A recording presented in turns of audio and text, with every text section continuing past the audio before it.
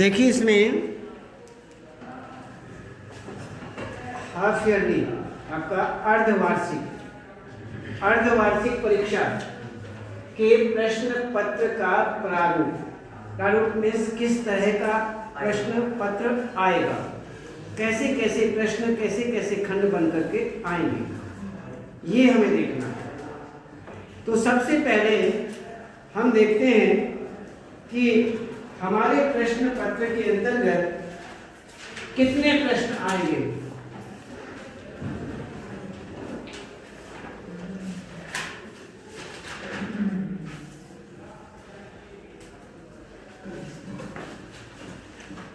इसमें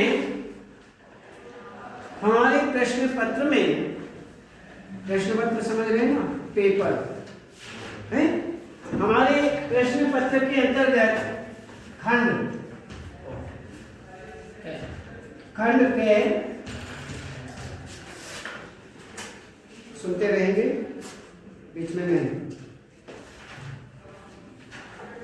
खंड खे, खंड गे, खंड घे।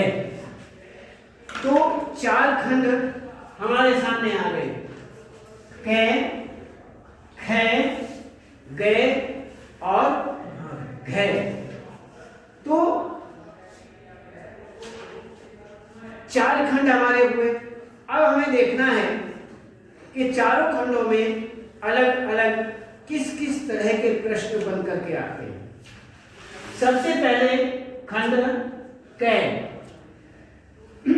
खंड कै में अपठित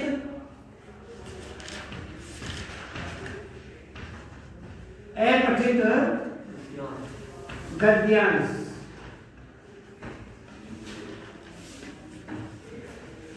कभी कभी ये गद्यांश जो लिखा हुआ है इसका रूप बदल करके आ जाता है। कैसे? ग, दे, या, गद्यांश, ये बन करके आ जाता है।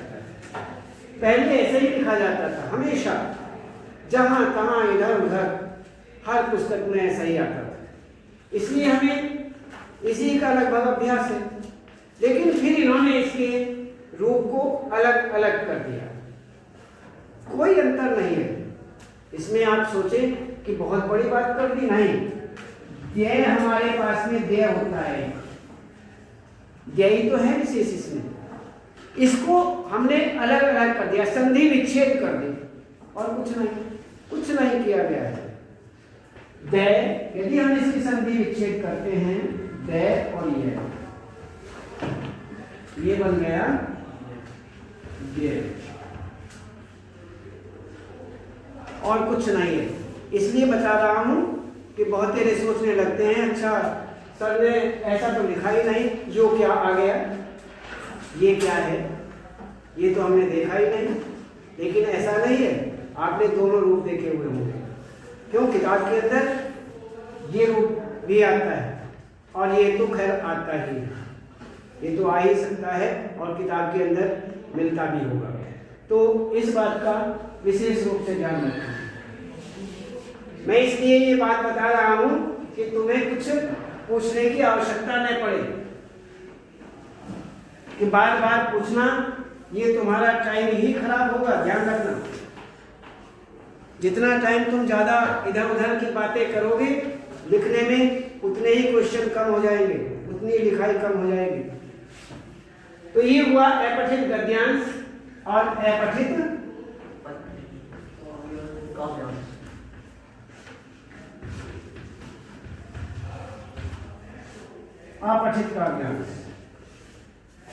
आपके यहां अब थोड़ा सा परिवर्तन कर दिया गया। अपठित गद्यांश और अपठित काव्यांश दोनों ही हमेशा आते रहे। अब थोड़ा सा अंतर है कि इसमें से इसको कम कर दिया गया, लगभग दोनों नहीं, एक तो आएगा। और यदि दोनों भी आते हैं तो आप दोनों कर दीजिए। यदि छूट आएगी तो इसके लिए आएगी। अपठित गद्यांश तो आएगा ही, यदि नहीं आया तो काव्यांश नहीं आएगा। ठीक है, इस बात का ध्यान रखिए। ये तो हुआ आपका एक खंड। केवल इस खंड में अपठित से ही संबंधित प्रश्न बन करके आते हैं। अब देखना है, ऊपर प्रश्न लिखा हुआ होगा कि अधोलिखित अपठित गद्यांश को ध्यानपूर्वक पढ़कर नीचे लिखे हुए प्रश्नों के उत्तर दीजिए, ये लिखा हुआ होगा। गद्य को बहुत अच्छी तरह ध्यान से पढ़ना चाहिए, लापरवाही से नहीं, और नीचे लिखे हुए जितने प्रश्न हैं उनको उसी में से देख करके उत्तर लिख देना चाहिए। ठीक, अब आता है इसके बाद ख खंड। ख खंड जो है ये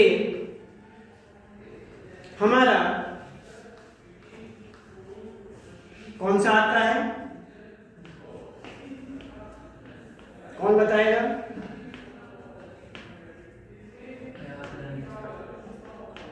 व्याकरण।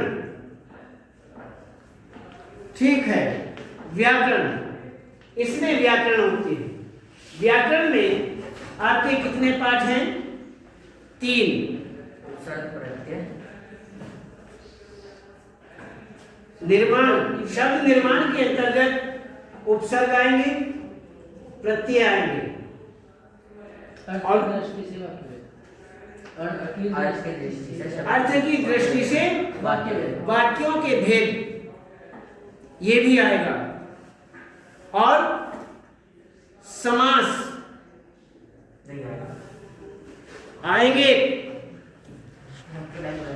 तो इसमें ये सारे अलंकार जो है वो अलंकार इस बार नहीं,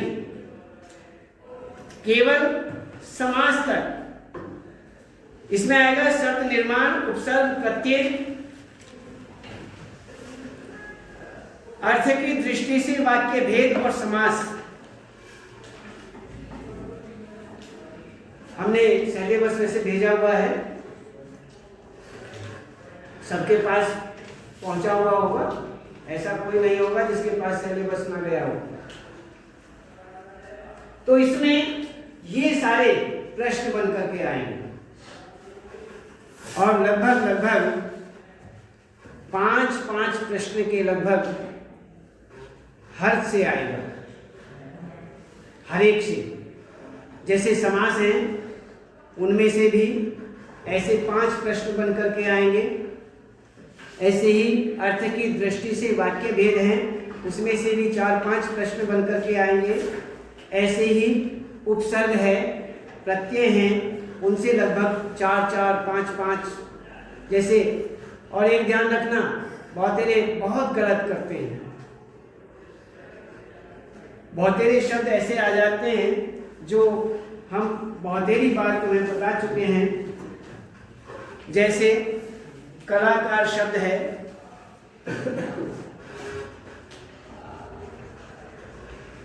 कलाकार, इसमें आपको कहा कि मूल शब्द और प्रत्यय अलग अलग करके लिखो।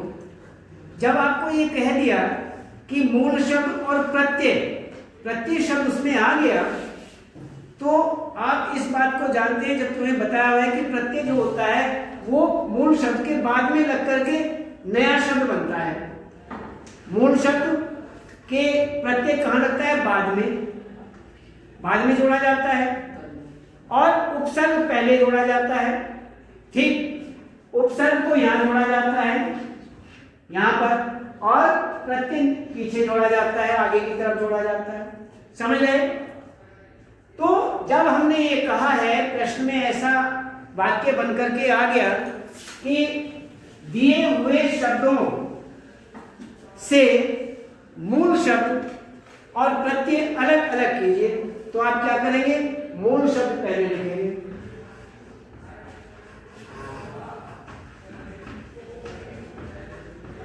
ये आपने मूल शब्द लिख दिया और यहाँ पर आपने प्रत्यय लिख दिया। ये प्रत्यय हो गया, ये मूल शब्द। इसमें से आपको अलग अलग करना है। कला, कला और ये आपके अलग अलग होंगे। बलवान, बलवान, बल, बल आपका मूल हो गया, वान प्रत्यय हो गया। इसी तरह से उपसर्ग है, जैसे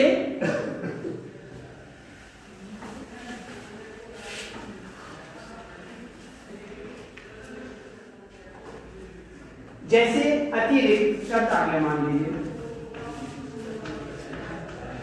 और आपके प्रश्न में क्या आया लिखा हुआ कि नीचे लिखे हुए शब्दों से उपसर्ग और मूल शब्द अलग अलग करके लिखिए।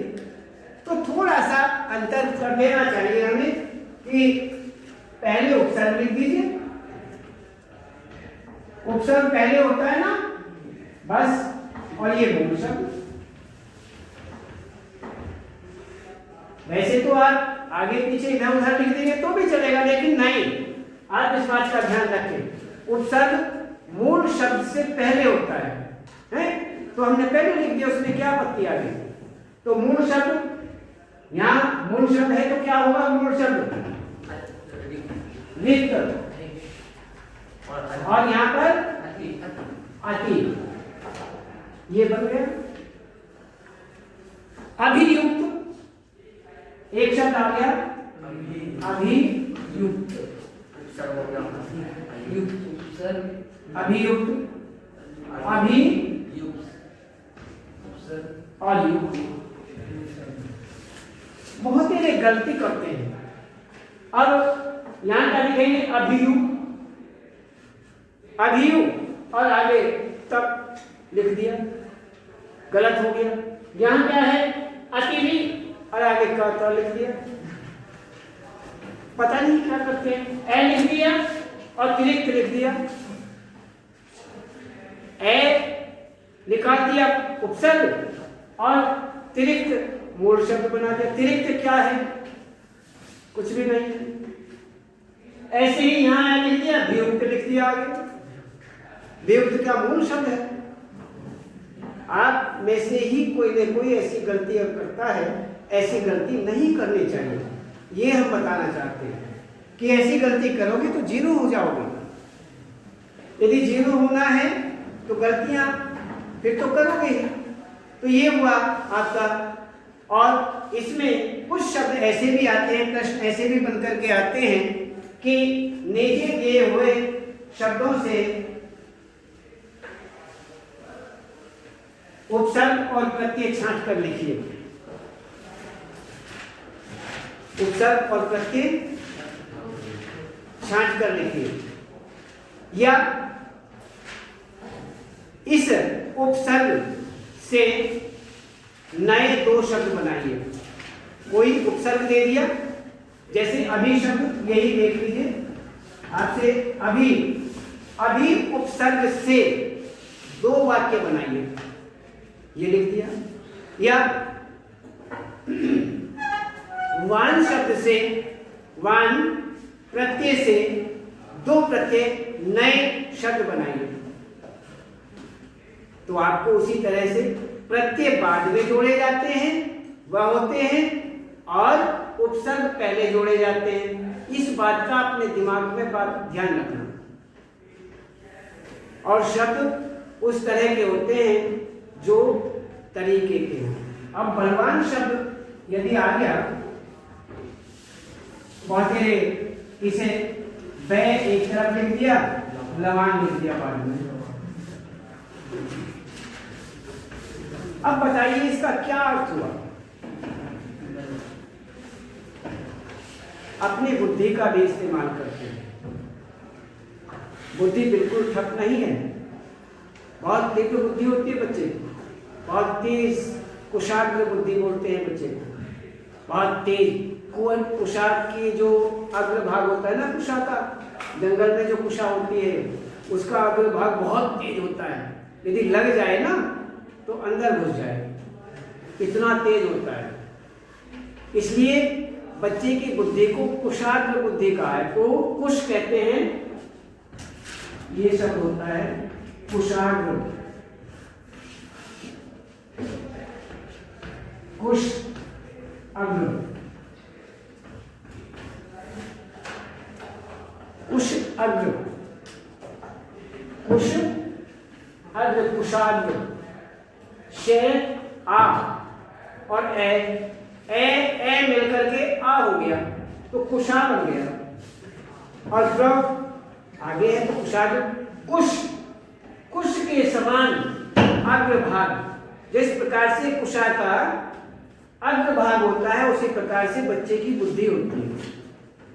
बहुत तेज बुद्धि वाला होता है बच्चा, लेकिन उसका इस्तेमाल कैसे होता है, इस्तेमाल कितना करता है, वह बात है कि वो इस्तेमाल उसको कितना कर रहा है। मैं बच्चे को सबसे बढ़िया बुद्धिमान समझता हूँ। कुशाग्र बुद्धि होता है बच्चा, बहुत तेज बुद्धि का होता है, दिमाग का होता है, और वह उसका कितना प्रयोग करता है वह बात अलग है। देखो धीरे धीरे धीरे अभ्यास करते रहो। एक चींटी है दीवार पर चढ़ रही है और वो बेचारी बार बार चढ़ती है, गिर जाती है। घबराना नहीं, कभी चींटी को घबराते देखा है? नहीं, वो एक बार गिरेगी फिर चढ़ेगी का प्रयास करेगी, फिर गिरेगी फिर चढ़ने का प्रयास करेगी। कभी विफल होकर के वो भाग नहीं जाती, फिर भी उसको जहां जाना है वो विशेष रूप से उसका प्रयास करती रहती है, और एक समय ऐसा आता है वो चढ़ ही जाती है।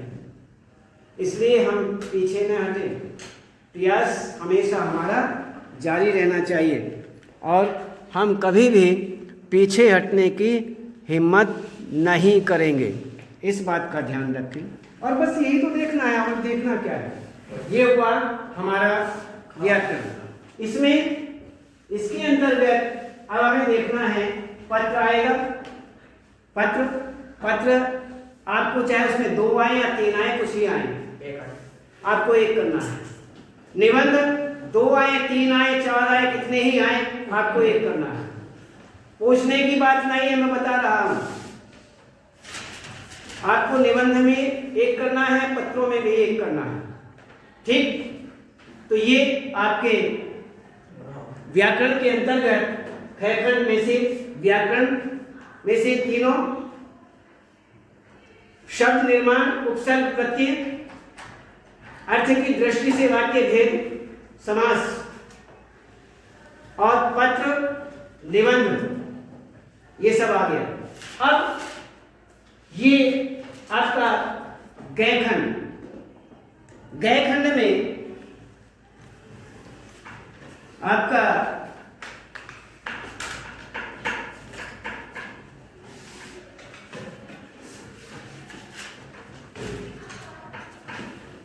इसमें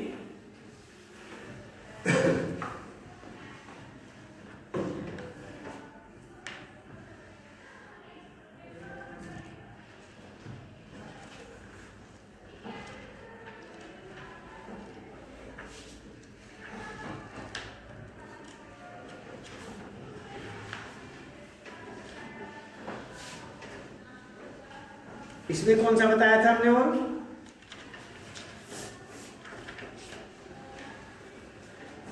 किसी को ध्यान नहीं है? हाँ बोलो।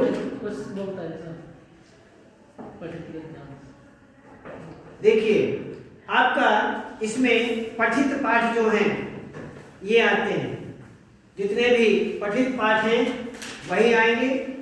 और इस पठित पाठ के अंतर्गत कौन सा? स्थित और कृतिका ये आते हैं। और इसमें जो हमने बताया था आपको, अर्थ संबंधी, अर्थ ग्रहण संबंधी प्रश्न इसमें आते हैं। अर्थ ग्रहण संबंधी प्रश्न कि आपको गद्यांश दिया, कौन सा गद्यांश? पठित गद्यांश, जो आपने पढ़ा हुआ है आपकी किताब में से, वो पठित गद्यांश आएंगे। और पठित गद्यांश में आप सहज, उनका उत्तर उसी में से लिखेंगे। नीचे प्रश्न लिखे हुए होंगे, प्रश्न होंगे लिखे हुए, गद्यांश के नीचे प्रश्न हैं, उन प्रश्नों को आपको उत्तर देना है। उसी तरह से फिर गद्य के जितने से आपको दिए हुए हैं पाठ, उन पाठों में से प्रश्न बनकर के आएंगे और उनके भी आपको उत्तर देने हैं। एक प्रश्न ऐसा बनकर के आएगा। इसी तरह से काव्यांश है, काव्यांश में से आप काव्यांश आएगा, काव्यांश को अच्छी तरह पढ़ोगे, उसके बाद नीचे प्रश्न लिखे हुए होंगे, उनके आपको उत्तर देने हैं। इसी तरह फिर काव्यांश के जितने पाठ आपको दिए हुए हैं उनमें से 4-5 प्रश्न बनकर के आएंगे, जितने आपको मांगे हुए हैं प्रश्न के अंतर्गत उतने आपको उत्तर देने हैं। एक आध प्रश्न की छूट हो सकती है या नहीं भी हो सकती है, चारों के चारों ही आपको करने होंगे। यदि छूट नहीं है, लिखा हुआ नहीं है, तो फिर सारे ही करने हैं। तो इस तरह से ये हुआ। अब इसमें ये सारे के सारे प्रश्न हैं। कृतिका, एक कृतिका भी है हमारी। अब कृतिका जो है उसमें कहानी है, कहानी है और कुछ नहीं। तो कहानी के अंतर्गत इस तरह से